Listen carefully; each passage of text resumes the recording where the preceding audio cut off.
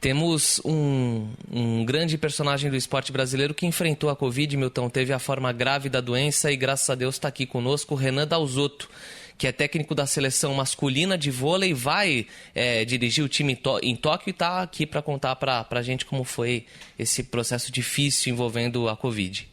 E como jogava o Renan, que beleza, que jogador de vôlei. O Renan Dalzotto, aqui é o Milton Neves, da Rádio Bandeirantes, prazer falar com você, acredito que pela primeira vez, mas com muita honra, viu, Renan? Tudo bem, Milton, prazer enorme estar com você, para mim também é uma felicidade muito grande, principalmente depois de um momento bem delicado que eu passei. Obrigado aí por ter essa oportunidade de conversar com você. Ô Renan, antes falando uma coisa, na época da ditadura, a música de Caetano Veloso, Chico Buarque, etc., não podia ser trocada, essas músicas não podiam ser tocadas. Então a ditadura colocou aqui no Brasil músicas francesas, italianas, Gigliola Cinquetti, francesa Alain Barrière, e Jean-François Christophe, ele veio com a música a chamada Aline. Depois dessa música, porque no Brasil só tinha Maria de Lourdes, Regina, Célia, etc. e tal, Bernadette. Depois dessa música Aline, nós temos milhões de Alines no Brasil. E depois de um jogador de vôlei, sabe, chamado Renan, tem até Renan Calheiros, Deus me livre, mas é o seguinte, ó, devido a você, nós temos bilhões de Renans no Brasil, viu? É muito legal porque a primeira vez que aconteceu isso foi em 82, que eu recebi uma certidão de nascimento. Eu fiquei extremamente emocionado. Eu era jovem, 22 anos. Eu falei, que isso, cara? Como é que eu consegui inspirar alguém para botar um nome assim?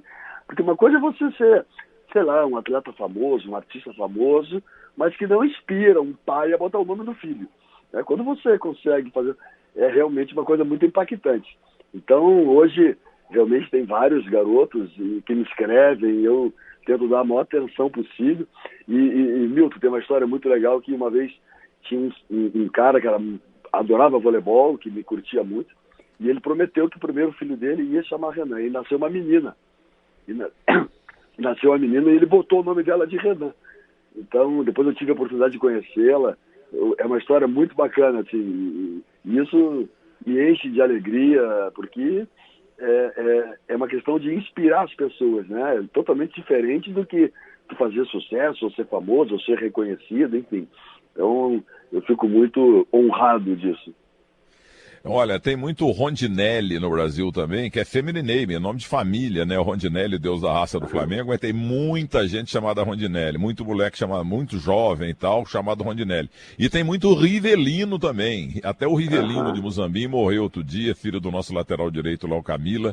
O Rivelino, ele tinha 4 filhos, o corintiano, um era Vladimir, Rivelino, Thales, que veio da Ferroviária de Araraquara, e Ocimar, que o ajudou tanto no Bom Sucesso no Rio de Janeiro, quando ele tentou jogar bola no Rio de Janeiro. Então, esses nomes queridos, Rondinelli, Rivelino e Renan, vocês fizeram realmente muita história. E até porque, né, como diz o Cláudio Zaidan também, o público feminino te adorava e tal, porque você foi o jogador de vôlei mais bonito do mundo, segundo o Mauro Betting, jornalista brasileiro.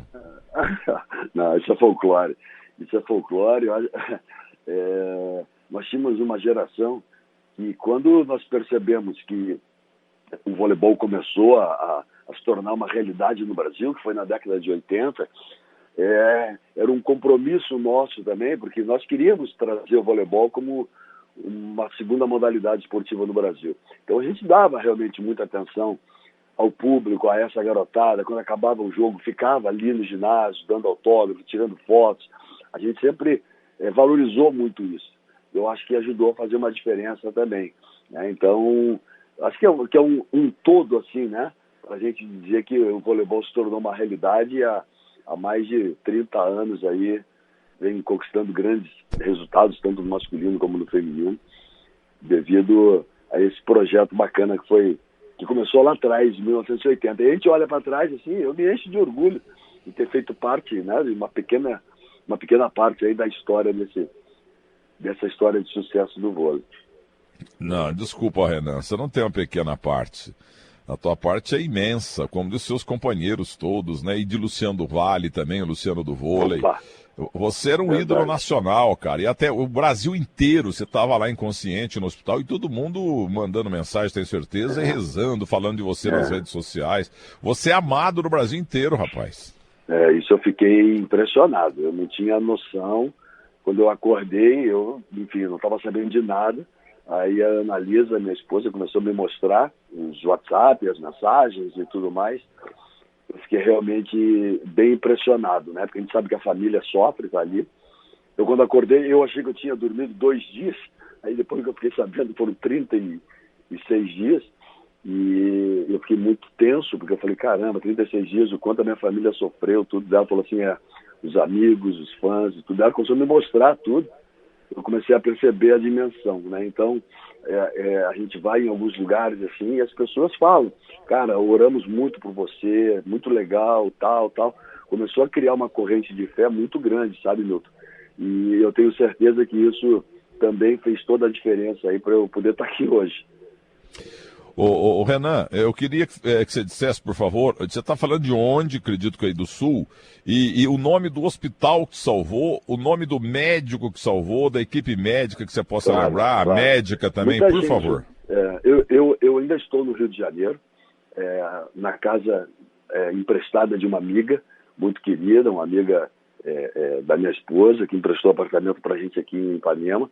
Eu estava em Saquarema, minha esposa foi me buscar num sábado, porque o primeiro sintoma apareceu na quinta, e eu fiquei uma semana com muita febre, e aí eu internei dia 16 de abril, no Hospital Samaritano, aqui de Botafogo.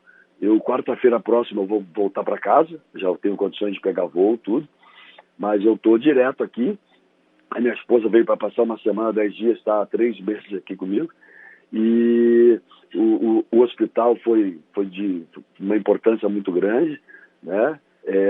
Meu médico é o Zé Gustavo, e o cirurgião, o Marcelo Ferreira, Malzac. Tinha uma equipe médica assim, fantástica, que eu devo muito a eles, né? Se tornaram grandes amigos, porque, Milton, eu entrei em estado bem grave assim, no hospital, quando fui entubado dia 19. A primeira grande decisão do Marcelo Ferreira, que enfim, não vou lembrar agora a especialidade dele, mas ele estava me operando, tinha uma trombose muito grave na virilha, era a amputação da perna esquerda. E ele achou que eu não ia resistir a essa cirurgia, então ele decidiu abrir, tirar a trombose e suturar todas as artérias, e, enfim. E aí foi a primeira assim, decisão. Depois que eu acordei, que eu fiquei sabendo de tudo isso, né? E aí, dia 19 eu entubei, dia 25 eu fui extubado, dia 26 eu peguei uma bactéria, tive que ser entubado novamente, e ali eu fiquei quase 10 dias até eles fazerem a traqueostomia. E num determinado momento, antes de fazer a traqueostomia, o corpo começou a entrar um pouco em falência, aí tiveram que fazer o desfibrilador para dar uma acordada, e aí começou a dar certo. Começou a dar certo com a traqueo, eu comecei a acordar, só que eu não me mexia, porque eles, quando você está entubado, eles te dão um inibidor muscular, você não se mexe, você fica totalmente parado, né, imóvel, e ainda amarrado com os braços. Então, quando eu comecei a acordar, assim, foram momentos terríveis, porque eu comecei a lembrar todas as viagens que eu passei, mas teve uma coisa muito boa que, quando eu acordei, abri os olhos a primeira vez, a minha família estava ali, meus 2 filhos, o Gianluca e o Enzo, e a minha esposa, a Analisa. E foi, Milton, a única coisa que eu pedi para eles, pelo amor de Deus, não saiam de perto de mim. Eu quero alguém aqui 24 horas por dia. E foi o que aconteceu. Eles ficaram por quase 20 dias, eu acordei pelo dia 5, fui embora dia 21 do hospital. Sempre tinha um comigo ali 24 horas por dia, porque eu tinha um medo danado de dormir e voltar a viver tudo aquilo que eu tinha passado naqueles dias. Agora, é claro que foi Deus, é claro que foi a medicina, mas o teu físico, a tua condição física sempre esplendorosa, ajudou demais, né? Então, fico muito feliz de você estar falando isso, porque muita gente pergunta, o que foi que salvou? Né? Porque você era um ex-atleta e continuava, ou foi... Cara, eu acho que foi o todo, né? como você falou, pô, a primeira coisa, graças a Deus, você falou do hospital, humildemente, dos médicos. Então, tudo isso eu acho que... Agora, essa corrente de fé, de oração, eu não tenho a menor dúvida que isso também contribuiu demais. E, claro, a minha saúde. Eu nunca parei de malhar, de fazer atividade física. Eu sou um ex-atleta que pratico o meu esporte ainda semanalmente, 2, 3 vezes por semana, faço musculação. Eu acho que isso, com certeza, o corpo contribuiu na hora de reagir, né? Então, esse todo foi muito importante, foi muito importante. Eu tinha tomado já a primeira dose há 5 dias atrás. Graças a Deus eu consegui tomar a segunda dose agora. Enfim, eu acho que tudo isso contribuiu para dar uma segurada aí, porque eu passei realmente por momentos assim, bastante delicados, segundo os relatos dos médicos e da minha esposa. Agora, o Renan Dalzotto, é claro que a conclusão emergente do óbvio, né? Mas agora que temos aí o recorde macabro de 500 mil mortes pela Covid, e a gente fica cada vez mais assustado, até eu sou pessimista, eu acho que a coisa vai piorar, porque começamos muito tarde essa vacinação, está na base da tartaruga. Mas é o seguinte, o Brasil demorou demais para fazer isso, para atender a pessoal e tudo. Então, quando começa a atingir atletas como você, ou ex-atleta como você, hoje morreu um colega da Rádio Bandeirantes também, André Russo, também, Covid, quando a coisa começa a chegar perto de você, do teu meio esportivo do qual participo há muitos anos, a gente sente claramente, não os números frios, né, 500 mil, 400 mil, 600 mil, a gente sente claramente o tamanho da encrenca, o tamanho do problema. O que você, como um líder do esporte nacional, como técnico de voleibol, um nome mundial, o que você sugere, pede, como se fosse um médico, para que o brasileiro obedeça, para que a gente possa postergar ao máximo a vida e não pegar essa desgraça? Então, nós estamos vivendo uma verdadeira guerra, né? É uma guerra contra um bichinho que a gente desconhece. Essa é a verdade. A gente desconhece. Eu falando com os médicos no hospital, eles falaram que nos primeiros meses eles erraram muito. Hoje eles já têm mais noção de como conduzir um tratamento e tudo mais. E esse vírus a gente passa, somos nós que passamos. De alguma forma, alguém está trazendo para alguém. Então eu fico impressionado, Milton. Ontem nós saímos, eu sei com a minha esposa, que ontem para comer um negócio, os bares lotados, mesa colada uma na outra. É inacreditável que não caiu a ficha ainda das pessoas. E eu, quando fui internado, eu tinha acabado de perder um grande amigo, que também foi de seleção brasileira, que foi o suíço, Gianluca Rossati, um cara que também praticava esporte, jogava seu futebol diariamente, pai de 2 filhos, uma família maravilhosa. Ele entrou no hospital e simplesmente se foi. Logo em seguida foi o Radamés Latari, que hoje é vice-presidente da CBV, foi entubado, graças a Deus saiu. Então, quando eu entrei no hospital e vi que ia ser entubado, eu me apavorei, sabe? Então a coisa está muito mais perto da gente do que a gente imagina. Porque a gente acha sempre que com a gente não vai acontecer. E não é verdade. Então, nós temos que ir atrás das vacinas. No dia certo, vai lá, toma a primeira, toma a segunda dose. Vamos manter os protocolos. Ninguém está proibido de ir na rua, ou de passear, ou de tomar o seu chopinho, tomar o seu suco, né? Mas com respeito, com distanciamento, com máscara, lavando as mãos e tudo mais. Só vamos evitar essas aglomerações. Isso aí é onde passa para todo mundo. E eu não tenho a menor dúvida que, cara, eu estou me cuidando há 1 ano e meio. Eu sou muito chato nisso, Milton. Tanto que lá em casa eu falava que só eu vou no supermercado, só eu, porque eu fico me cuidando. E assim mesmo acabei contraindo isso. Não sei se foi no aeroporto, sabe? Então, assim, é muito delicado, pessoal. Eu sei que muita gente pega o vírus e sai ileso. Ok, perfeito, graças a Deus. Mas, infelizmente, grande parte também vai acabar numa UTI e grande parte que vai acabar daí acaba falecendo. Então, nós atingimos essa marca aí de 500 mil, que é extremamente desonroso, triste. Eu fico extremamente chateado e vejo que a população parece que não se toca, os órgãos competentes, como você falou, é passo de tartaruga. Isso aqui é operação de guerra, pessoal. É operação de guerra, sabe? Nós temos que cair na real para acabar com esse pesadelo o quanto antes. Eu acho que é isso. E muita gente me pergunta, a questão da Olimpíada e tudo mais. Depende da gente, né? Vai ter os Jogos Olímpicos? Vai ter os Jogos Olímpicos, só que eu conheço como funciona o Japão. Quem acha que vai para lá para poder sair, não pode fazer nada. Lá tu vai ficar dentro de uma concentração e deu, é concentração, ginásio, concentração, no máximo desce para o restaurante. Então, assim, é de um controle extremo. Eu tenho certeza que a coisa vai acontecer da melhor maneira, pelo menos eu espero. A gente espera que não tenha nenhum caso lá nos Jogos Olímpicos, né? Que é o nosso grande objetivo, agora em julho, participar desses Jogos. Agora, Renan, você que viajou o mundo inteiro e conhece muito bem o Japão, eu só estive lá uma vez em 2011 com o Santos Futebol Clube, perdemos o Barcelona 4-0, tô com a cabeça inchada até hoje. Mas o que me impressionou lá, que não precisa ir lá para ver isso, porque tem imagem há trocentos anos no Japão. Há uma guerra que o pessoal, muita gente não lava a mão, muita gente não usa máscara, não sei o quê, não obedece ao distanciamento social.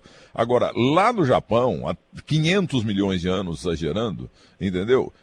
Qualquer pessoa que estava com uma gripinha, uma gripezinha realmente, a gripezinha, já usa máscara, porque a pessoa fala assim, bom, eu tô gripado aqui, eu vou lá pro metrô, eu não posso passar a gripe minha pro pessoal. Por isso que o Japão parece, eu sou meio desinformado, ou leigo, mas o Japão parece que é o país que menos está sentindo essa desgraça, né? Exatamente, vacinou 2% da população, sabe? Mas eles lá, as regras são cumpridas. Lá as regras são cumpridas. Você não pode entrar em um ginásio com um tênis só. O tênis você vem da rua para o ginásio e na porta tu tem que trocar o tênis. É obrigação, tu não entra no ginásio. Sabe? Então, assim, tem umas regras que eles fazem acontecer e o povo acredita naquilo. Então, eu acho assim, essa tomada de decisão que só o público japonês que mora em Tóquio pode assistir os jogos e aí vão ver a limitação, essa eu achei acertadíssima. A minha esposa estava com passagem comprada, com ingresso comprado. Não vai, não pode. E assim, então são coisas que eles estão fazendo, protocolos muito interessantes que nos deixam muito confortável em participar de uma competição como os Jogos Olímpicos. Que bom ouvir você firme e forte como sempre, hein? Agora temos que falar de voleibol um pouquinho também, né, pô? Então claro. Eu cultuo muito a memória do futebol e de todos os esportes, mas principalmente, é claro, do futebol. Tem um portal de memória maravilhoso chamado Que Fim Levou, que homenageia jogadores, não todos importantes, não. Tem muito jogador que participou pouquinho da primeira, segunda, terceira divisões, mas a gente rotativamente coloca na tela da Band. Eu pergunto pra você, eu sempre falo, quem foi o maior goleiro? Quem foi o maior ponta esquerda? Pelé não vale, né, meia esquerda, mas quem que sabe? Eu pergunto pra você, qual foi o maior e melhor jogador de vôlei com o qual você jogou ou que você enfrentou nas batalhas do voleibol emocionantes, aquele timaço do Brasil que tinha o senhor também como grande destaque? Olha, vamos lá. Com quem eu joguei, o cara que me inspirou muito foi o Bernard. Bernard, eu quando eu era garoto, com 15 anos de idade, eu via ele jogar, eu falava, meu Deus do céu, é aonde eu quero chegar, né? E o Bernard, no início de carreira, ele era realmente diferenciado, ele era infanto, já estava na seleção brasileira adulta, e depois veio junto essa nossa geração, a partir da década de 80, que eu tive a honra de jogar com ele. Então ele foi uma grande inspiração para mim, porque para mim foi o jogador mais rápido, braço mais rápido, criativo e tudo mais.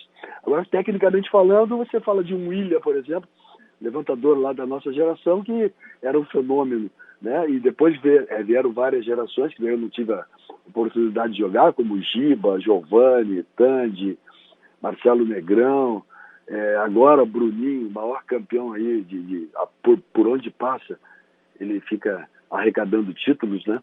E mundialmente falando, acho que tem dois jogadores que para mim eu tive a honra de jogar com os dois. Um é o Kurt Kiraly, um americano, joguei minha vida toda contra ele, perdi mais do que ganhei dele. É um cara sensacional, foi campeão olímpico na praia, bicampeão olímpico na praia, bicampeão olímpico na quadra. E o Andrea Gianni, que é um italiano que hoje é técnico da seleção alemã. é um jogador também fantástico, esse eu tive a oportunidade de jogar juntos. Então, assim, nós temos vários atletas aí, e o voleibol vem mudando muito, né? Vem mudando muito. Na década de 80 era um voleibol muito mais técnico, muito mais dinâmico. Hoje virou muita força. Então as realidades mudam. Então fica difícil você fazer algumas comparações. E o Bernard eu conheci em Jogos da Maccabiada em Tel Aviv, Israel, e cobrindo pelo rádio também a Maccabiada Pan-Americana de 87 em Caracas, hoje abandonada lá pelo maldito do Maduro. Mas nós chegamos no aeroporto Maiquetía, a gente subiu para lá, fomos para o Caraca Hilton, tinha muita gente esperando, delegação brasileira e tal, e todo mundo com uniforme da Maccabiada, mas uniforme verde e amarelo, lembrando muito das seleções brasileiras de todas as modalidades. E tinha repórter de lá, e tinha muita gente lá esperando, sabe quem? Eles queriam saber do Da Silva. Cadê o Da Silva? Cadê o Da Silva? Cadê o Da Silva? Procuravam o Da Silva igual e procurariam o Pelé, entendeu? Aí a gente, porque tem 500 mil, a gente só pensa em futebol, e eu também, entendeu? Então achei que da Silva tivemos uns 8, 9 no futebol brasileiro. Mas qual Da Silva? Da Silva do vôlei, sabe? O que a Venezuela gosta do William Da Silva, torcedor do Santos também, mora aqui em Santo André, a paixão do país lá era o vôlei, mais vôlei do que o futebol, e só legal. Da Silva, a paixão pelo Da Silva. Por isso que eu fiz questão de citar o nome do William, porque sem o William nós não teríamos chegado a lugar nenhum. O William foi um grande mestre para conduzir tudo isso, um levantador sensacional, fantástico, um guerreiro, que hoje eu tenho a honra de ser muito amigo dele ainda, conversamos direto, ele esteve muito próximo a mim também, mandando mensagem sempre durante os períodos difíceis. O William foi um craque de bola, uma grande pessoa, eu gosto muito dele, assim. E para concluir é o seguinte, quero falar de Brasil versus Cuba. Eu vi poucos jogos na quadra de jogos de vôlei, mas eu vi um Brasil e Cuba no Ibirapuera, e eu confesso que eu não lembro se você estava jogando, porque o pau quebrava na rede, tinha um jogador chamado Vilches, tinha o Sarmiento, e toda vez que alguém fazia um ponto, o Brasil provocava também, mas eles provocavam assim como se fosse uma guerra, a Segunda Guerra Mundial. Aí acabou o jogo, o Brasil parece que perdeu até, e a recepção para o jantar, o Montanaro me conta isso até hoje, o pai do Montanaro é investigador de polícia aposentado e eu escrivão de polícia aposentado. Muito bem, aí num restaurante chamado Prazeres da Carne, que eu soube que fechou agora, mudou de nome aqui em São Paulo, tinha lá uma mesa, quer dizer, o saguão inteiro eles transformaram em duas correntes de mesas, assim, duas filas de mesas, né? Bom, então o Brasil já tinha chegado, beleza e tal, tá todo mundo lá. Tinham quebrado o pau, inclusive, de boca, de murros, pudesse, de tapa, entendeu? Aí chega a delegação de Cuba também, para jantar. E eles foram lá para a fila deles fila de mesas, e o Vilches, com aquela mão que tinha 10 metros de cada uma, entendeu? Ele foi ao buffet. E ele pegou 4 pratos com aquelas mãozondas dele, encheu de feijoada uma, botou essa maionese na outra, depois doce de leite, etc e tal.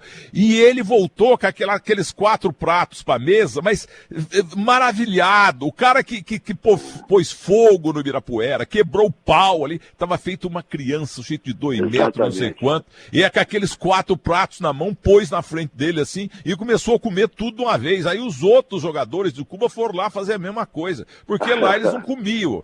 Então o Montanaro falou assim, lá eles não têm comida direito, e olha que são atletas. Você por acaso estava naquele jantar, você jogou naquele dia com o Virt, então você viu isso? Sim, vivenciei isso. O Brasil, o voleibol, foi a primeira equipe a entrar em Cuba, em 1970 e alguma coisinha. O Brasil não tinha relação com Cuba, diplomáticas, e o voleibol acabou recebendo permissão para ir jogar em Cuba, e nós ficamos impressionados, assim, que era um povo muito sofrido, né, e uma grande seleção, e ali começou uma grande rivalidade entre Brasil e Cuba. Eu lembro que uma vez a gente foi jogar um torneio em homenagem a Che Guevara e tudo mais, e acabou o torneio, nós já era a década de 80, aqui no Brasil todo mundo tinha o seu carro, já tinha o seu apartamento, tudo. Acabou o jogo, nós fomos pro vestiário, tomamos banho, entramos no ônibus e fomos embora. Aí quando a gente estava saindo do ginásio, a gente viu todos os jogadores de Cuba com a sacolinha deles na parada de ônibus, esperando um veículo público para poder voltar para suas casas. E aquilo ali nos chocou muito, falando, cara, os caras são ídolos aqui, e eles não têm a menor estrutura, não ganham, não recebem para fazer isso, né? Representar o país e tudo mais. Mas tiveram guerras homéricas entre Brasil e Cuba de atravessar a rede, né? De atravessar a rede, ir lá e quase que ir para os finalmente, né? É que e entre as mulheres quebravam o pau na rede também. Entre as mulheres nem se fala. Entre as mulheres, poxa vida, né? Tem cenas incríveis ali com a Márcia Fuga, enfim. E hoje parece brincadeira. As mulheres também, e no masculino também, grandes amigos são os cubanos. Grandes amigos. Tanto que tem vários jogadores cubanos hoje, jogando no Brasil, na Europa, com cidadania e tudo mais. Então isso foi muito legal, essa mudança, essa transição, porque hoje esses jogadores cubanos têm uma relação de amizade fantástica, né, com os brasileiros. Mas naquela época, quando eles viam um buffet das churrascarias brasileiras, eles ficavam doidos, né? Eles adoravam vir para o Brasil, né? Eles adoravam vir para o Brasil e realmente botavam o pé na jaca, eles sem medo de ser feliz. E o Vilch tinha 10 metros de altura, um cara de bandido, sabe? Um cara de bandido, e lá no restaurante ele estava feito uma criancinha, rapaz, que ganhou o seu primeiro picolé.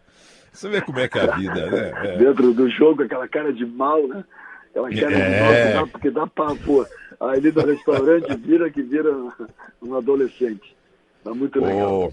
Ô Renan Dalzotto, muito obrigado. O ouvinte está satisfeito demais por acordar ouvindo você, entendeu? Por tudo que você representa, por sua simpatia, por tudo que você representou e representa para o esporte brasileiro e por ter escapado dessa desgraça aí. Eu quero que, só para terminar, que você repita o nome dos médicos, das médicas e também do hospital que te acolheram. Foi no Hospital Samaritano de Botafogo. Meu médico-chefe era o Dr. José Gustavo, sensacional, né? Marcelo Guerreiro, Germana, uma mulher que tomou decisões importantes. Hoje é muito importante eu citar o nome do Malzac, que é médico do vôlei e também coordenou tudo isso, e o Dr. Fabrício, que está fazendo toda a minha recuperação aí, me deixando 100% para ir para os Jogos Olímpicos. Bom, eu estou vendo aqui no computador, neste momento já nasceram mais 73 meninos no Brasil com o nome de Renan. Que isso? Depois desse papo aqui. Não, muito legal, Milton. Obrigado você aí por conceder esse papo tão agradável, porque eu sou muito fã seu. Pô, mas meu Deus do céu, recíproca é verdadeira, mas muito mais, né, pô? Nunca tive, graças ao Guilherme Simati, que é o melhor produtor do rádio brasileiro e hoje apresentador também, eu nunca tinha falado com você. E foi uma honra, porque eu sempre fui teu fã mesmo. Eu não, o Brasil inteiro. Luciano do Vale, então, enchia a boca pra falar de Renan. Um abraço pra você, viu, rapaz? Obrigado, dá um abraço na esposa, nos abraço. Filhos, todo mundo. Obrigado, tá? obrigado. Recíproco, um grande abraço. Tchau, tchau. Pô, mas que simpatia, hein, gente?